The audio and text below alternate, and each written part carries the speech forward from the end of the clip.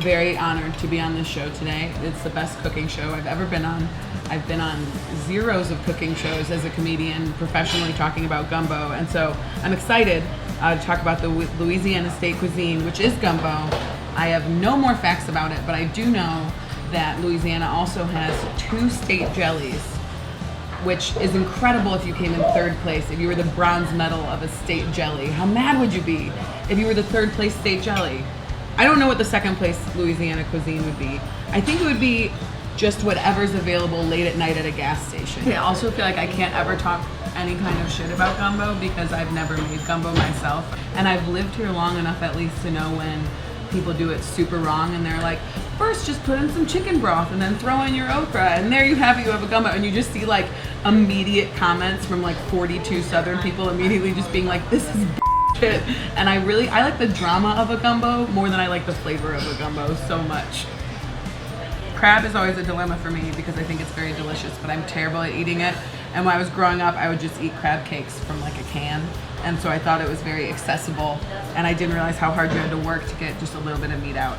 So I'm gonna like embarrassingly try to break away this sloppy crab, and it's not gonna go well, and everyone will see. I got a little bit of meat out. Success. I'm just gonna keep eating bread, which I think is what I do anytime I'm not sure what to do with myself. I just keep eating bread.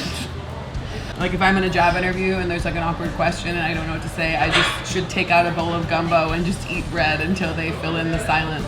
I think it would be a good power move to bring gumbo to a job interview because you're like, I'm comfortable with myself. You're the one that's uncomfortable with this. I'm a go-getter. I made gumbo, even enough for you. And then everybody's happy. Everybody's eating a cozy soup. They forget all the other job candidates. You got the job. And if they don't, like, who wants to work for a company that isn't comfortable with you bringing soup into a meeting? Not me. That's corporate America for you. That's the rat race. Last year, because of a broth, so not quite a roux, but because of a Louisiana long style cooking broth, my house burnt down. My landlord who lived above me was cooking something and it just lit the whole house on fire because it was 4:20 and he left and his stove was still on. And so his kitchen fell into our kitchen. I've burnt popcorn a bunch of times. I can make a really good peanut butter and jelly sandwich. I can assemble a lot of really beautiful foods. Like if it's like how kids act in a kitchen where they just pile things. Oh, once I was making spaghetti and I asked my boyfriend if I put the noodles in before or after the water was boiling, and then he said after the water boils, of course, and I said, oh, so I should take these noodles out of the water then.